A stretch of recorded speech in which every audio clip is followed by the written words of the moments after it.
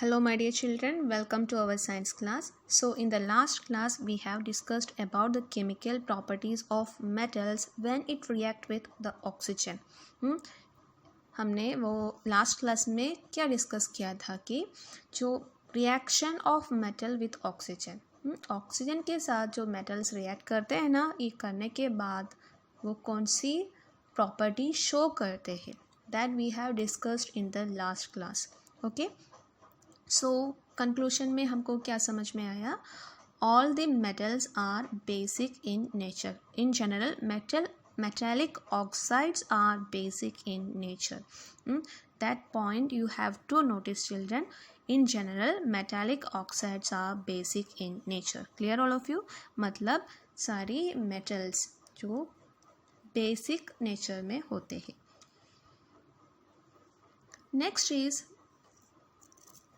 about the chemical property of non-metals when it react with oxygen.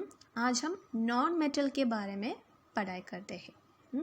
So activity 4.4 देखिए बच्चों, आपकी page number 47 में है.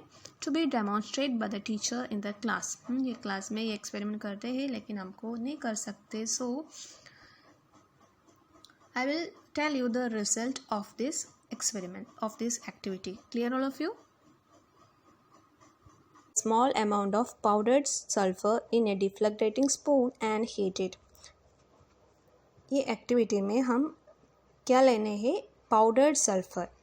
पाउडर्ड सल्फर एक डिफ्लैग्रेटिंग स्पून में लेना है. डिफ्लैग्रेटिंग स्पून मतलब आपको फिगर 4.4a में देख सकते हैं. दैट टाइप ऑफ स्पून को हम कहते हैं डिफ्लैग्रेटिंग स्पून. अगर आपके पास जो डिफ्लैग्रेटिंग स्पून नहीं है तो हमको लेफ्ट राइट साइड में आपको दूसरा स्पून देख सकते हैं. वो कैसे बनाया है? मेटालिक कैप से वो बनाया है. वो actually same as that of the deflagrating spoon. So we have to put the powdered sulphur in that deflagrating spoon. Clear all of you?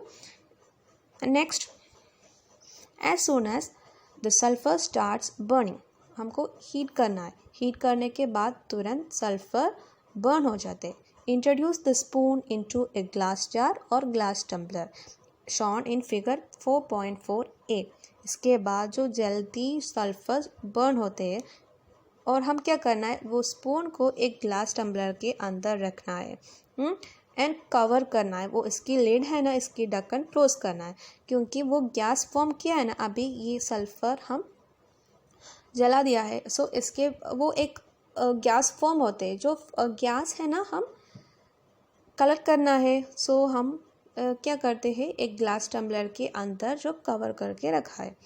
और remove the spoon after some time, थोड़ी देर समय के बाद जो स्पून ये tumbler से remove करना है, बाहर निकालना है. और remove the spoon after some time. Add a small quantity of water into the tumbler and quickly replace the lid.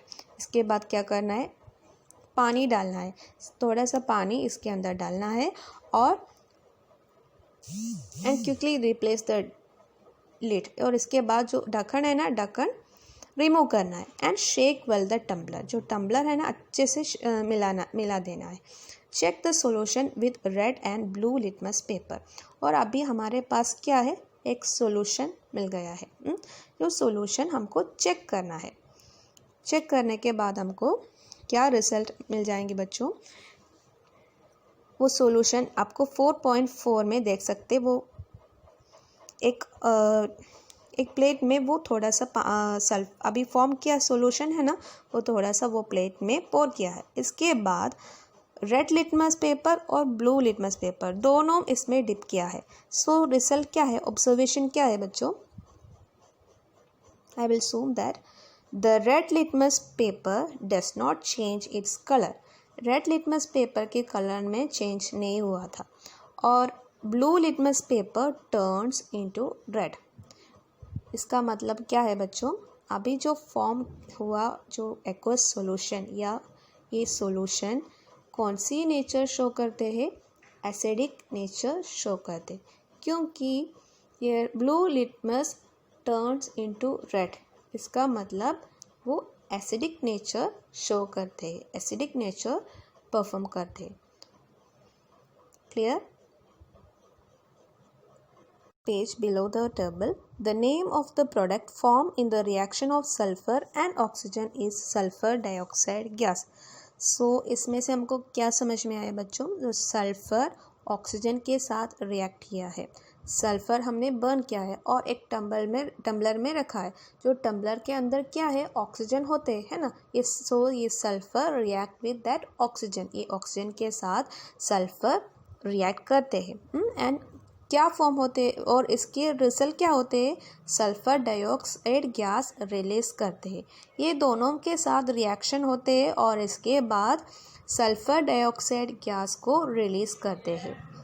When the sulfur dioxide gas is dissolved in water, sulfurous acid is formed. पहले हमने जो sulphur को burn किया है और glass tumbler के अंदर रखा है। At that time the sulfur react with oxygen and it forms sulfur dioxide gas. Clear all of you? I repeat once again. हमने सल्फर बर्न किया है और जो ग्लास टम्बलर में रखा है, जो ग्लास टम्बलर में ऑक्सीजन होते हैं, सो ये ऑक्सीजन और सल्फर दोनों रिएक्ट करते हैं और क्या रिलीज करते हैं? कौन सी गैस रिलीज करते हैं? सल्फर डाइऑक्साइड गैस को रिलीज करते हैं। And we are mixing this sulphur dioxide gas with the water, इसीलिए हमने इसमें थोड़ा पानी पोर किया था। सो अभी वो सल्फर डाइऑक्साइड गैस पानी से मिक्स हो गया तो एक सॉल्यूशन फॉर्म किया। सो कोई भी सब्सटेंस में हम पानी डालें तो वो सॉल्यूशन फॉर्म हो जाते हैं। Okay, so the reaction will be takes place as follows. Sulphur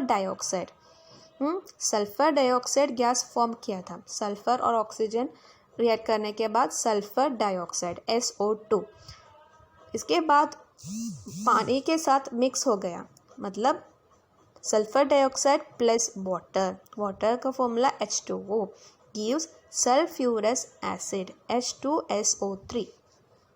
clear children? So वो सॉल्यूशन क्या है?